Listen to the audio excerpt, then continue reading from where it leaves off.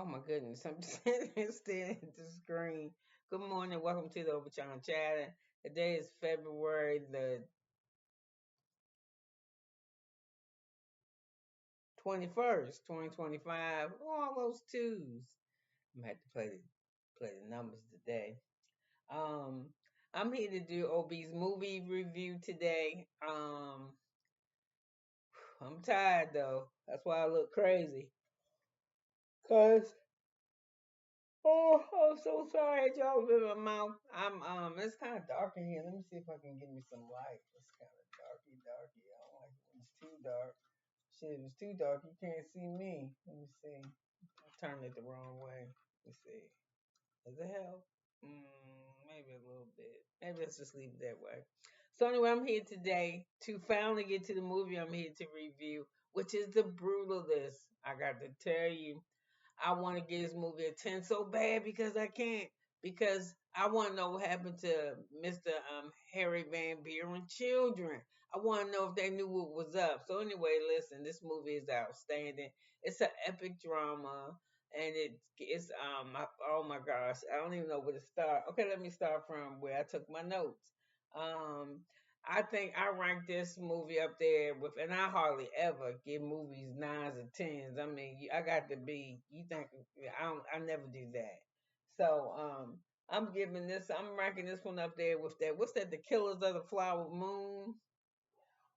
I gave that a 10. This is to me like the Green Mile, like movie classics. So this thing is 215 minutes, which is like 3 hours and some change. They do give you a 15-minute intermission, but I fast forward through that because I just wanted to, I wanted to see. So it was filmed in the UK, Hungary, and in the United States.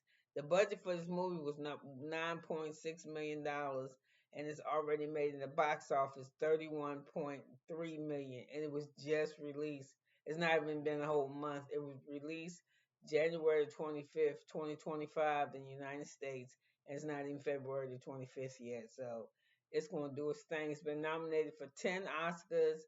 It received three, what's that, Golden Globes. I don't know how the award shit work. Everybody says it's rigged, but if they rigged this, it was good. It should have been rigged. And Adrian Brody should be given the Best Actor award because he was good. He's a good actor anyway. And low key, I ain't even gonna tell you no lie. I'm kind of attracted to him. I used to when I first saw him.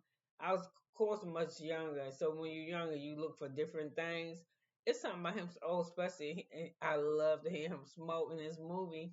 I hate see hear him smoke. See him smoke and hear him smoke because he makes so much noise with a light. I think he like the ones that flip, and he lean in with that big ass toucan Sam nose, and I just think he's sexy as hell. So anyway, um it got three Golden Globes. One of them was for Best Picture. I don't know what the other two was for. I didn't give a shit. So in the movie is Adrian Brody. He the star. He plays, what's this man's name? I'm gonna call him Adrian Laszlo. I think that's his name. And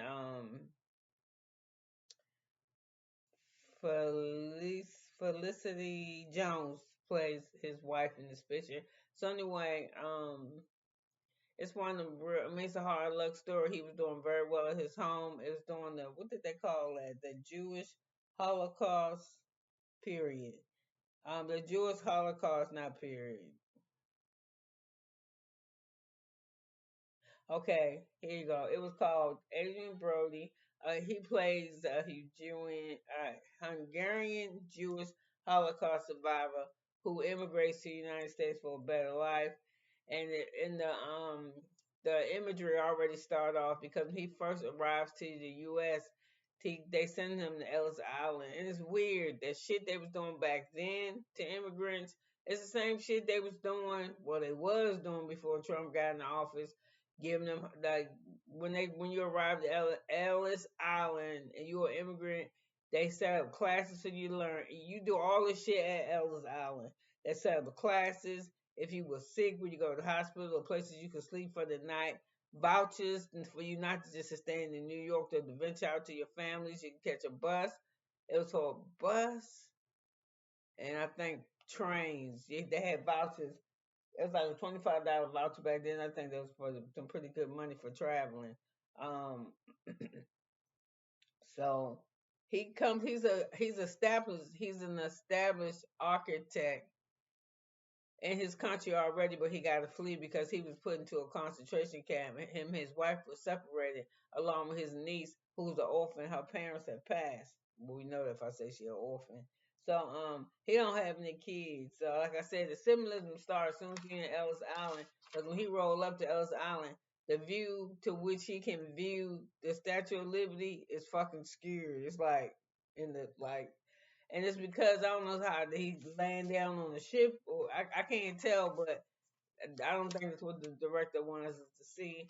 And it's just another sad recap of the same shit. First of all, every race in this world has been some form, some type of slave. Um, one period of history or another. You know what I'm saying? It's just been a part of life, even white folks. So what I was going to say. So America that was established because Philadelphia was the place to be because it was growing because Philly had the steel and shit back then. So anyway, you kind of had you just went through New York and got your shit. A lot of people go through there. After you get established, shit, you change your name because there was a lot of racist shit still going on in the country, and there was more racist against them, their own color against themselves. They was racist against culture, not color, when they was building. Because they want your ass to come from anywhere to build. Don't just stay here in Philly. We want you to go to the west, to everywhere. We want you to build this motherfucker up. Then, of course, after we build you, you build us up, or we build you up, you ready to kick us out because you think all your shit is done, but it's not. So anyway, he comes here wanting to do his job, but he come on the stream because most of the time they knew each other. If you migrated to the United States, other people was here too, that your family and shit. So he came to stay with a cousin, but the cousin was fucking ridiculous. Him and his wife. So all you just kept seeing was Adrian Brody, Laszlo getting shitted on every time you turned around. Cousin shitting on him, and he was a smart man. He was an honest man. He was a good man. He wasn't going to change. And his cousin kind of changed. He changed his last name. He married a Catholic woman. And them places over there, they real weird about not weird, but their custom shit, they down with the custom and the culture. So he was just you gotta go somewhere to live and the cousin he was trying to run a business, but Laszlo was a fucking engineer marvel. Like I think they say from this movie is the first um engineer, what do you call that, montage that was ever done. And they did it in Italy. Italy is beautiful. The architect. That should be when I was little, this shit used to look ugly to me on TV. But when you go there, I guess because I'm more older and mature, when the splendor and the beauty of what, like, they don't hardly had the technology and shit then that we have now, but the things that they were able to accomplish, it was a nigga to me, so enigma. So this movie comes in two parts, and like I said, this motherfucker's long, but it is so good, and it's so sad because he wanted to do it. Most of the people that came, it showed the immigrants, most of them, the majority of them wanting to change their life, wanting the good. They're running from war. They get hit, and we just nasty to them because they don't speak how we speak. We don't want to follow their suit. It's like fucking some people got an issue about their shit. So, and it just shows the struggle. No matter how hard he tried to do, he was still getting fucked. I mean, I'm sure many people experience slave people. People to this day is still experiencing this shit. I just heard something in Texas about this black man and his wife. They own their farmland. They trying to take it from them. Well, how can you take something from somebody and they got the deed and all the paperwork and shit is right? But if they want to, they will. So I'm just saying that same shit history does. It always repeats itself if you don't get it right. So this movie had a lot of, he got torn from his wife, and they were write passionate letters to each other, and the wife was really into this motherfucker. It was just so intense, and he was so intense. Adrian Brody, it was just so good. He meet this he his cousin get a client that walk in. Adrian Brody come stay with his cousin who owned a furniture store. He gonna stay in the furniture store, and the store's like it, because ain't nobody had no money. He didn't have no job. He was helping him get off of his feet. He go there, he stay there. He asked the cousin, "What do you think about the store?" Blah blah blah. Adrian Brody told him, he said, "Your furniture's ugly." The cousin ain't like that shit, but it was the truth. And he wanted him an American woman. He got one. So Adrian wasn't feeling her, but I think she was feeling Adrian. And then the cousin was weird. They be at home at night, dance with my wife. Come on, dance with her. Like, I don't like shit like that. He was like, no, no, I'm good. But he kept begging so many times. So one day, this client walked in. His father got all these first edition books. He a billionaire, live in Philadelphia. I think he might be in the Steel, Mr. Harvey Bierman, and he on vacation or something. He's somewhere with his mother. His mother's dying, and his son want to give him a surprise. His son want to give him a surprise, but his son ain't got no goddamn money. He's spending his father's money while he taking care of his grandmother. And the son got an arrogance about him. You can tell he gonna do shit right. He just an ass kisser, and he ride his father's toe. He like, well, you did work for me before, and I want y'all to do this library. So he built this motherfucker. Cause when he built the library, I was thinking on some shit like in Beauty and the Beast, with the library with the chairs and all this type of shit. So he was a engineer who was a thinking one. Like, he was like, I may open up these curtains so he could see. He said, "Yeah, my father always draws the curtains." So Adrian Brody said, Laszlo said, "Your father draws the curtains because the sunlight will destroy the books." So what this motherfucker did was he did a library that had panels. When you want to see the books, you open up these panels, and all the books from floor to ceiling is exposed, right? And I think it was like some kind of steps on the side where you can go through to get the books. And then when you wasn't, you could close it. And then he didn't have like desk and shit sitting around. He just made this. He made a furniture chair that held the book, and it sat under this sunlight that he put his dome thing, right, so you could use natural light to read the books instead of using a lamp if you didn't want to. So anyway, it wasn't shit in the room. So the father came back early with the mother, and when he came back, it was one of the black men that Adrian Brody hired was outside picking up some shit because he was picking up the mess after construction. And they ain't like black people. Get your black ass out of here. Get the fuck behind the gate. And he walk in the house, and he's the father, Mr. Beeman, Harry Beeman is a fucking asshole.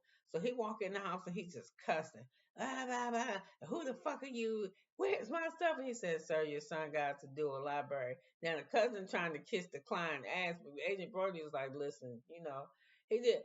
He do his cigarette. He was like, you talk to your son when you get back. Just the library, we were just enjoying you. But where are my things? You messing up. Say, we were just okay, sir. So he just leaves. So Agent Brody go back the next day. So he in the bed sleep, and the cousin come in and turn. Look what you did. You made me lose my business. First of all, the cousin was so bad at business that he was only going to charge the client $450. Agent Brody was like, "We can't do it for no more for less than 2,000." But the boy paid it. So he was like, so they made the cousin happy. Look at you, you big shot man. Come on, dance with my wife. So when the father came home mad, the boy, "I ain't gonna pay you, and you had that nigga on our property and blah blah blah." So the cousin got mad and kicked his ass out. Then my wife told you was trying to hit on her. He wasn't trying to hit on that bitch. She liked him. So anyway, he got put out, but I can't remember where he went. Oh, he had to go to a homeless shelter. And this is where that's how he met his friend, the black guy. His like the black guy would say would be like his foreman for his show. Well, anyway, that's how the shit go. No, it sound boring. The whole time he's still writing his wife. He's trying to get people over. Well, the way that this client changes his life is that the client get his mother all situated and shit. I don't know if she died or what. Fucking Adrian Brody's Adrian Laszlo's library that he built for that motherfucker, his architectural digest, and he started looking for him. Now the cousin has fired him, so the man, the wealthy client, find him And he was like, "Can you get off of work?" He said, "I still got a couple hours for lunch." And he was like, "We gotta get you off of work now." So he get him off of lunch. He was like, "Why didn't you even tell me at my house who you was?" And because he went back and found last all his architecture work that he had done back at home and hungry, and he didn't think any of the work still existed. Well, any pictures still existed because they were trying to wipe them motherfuckers out. So the man said, "No, look." So he said, "Man," he said, "Hey, look at your work." And Laszlo was just warm. He was like during the wartime when they were blowing up shit over there.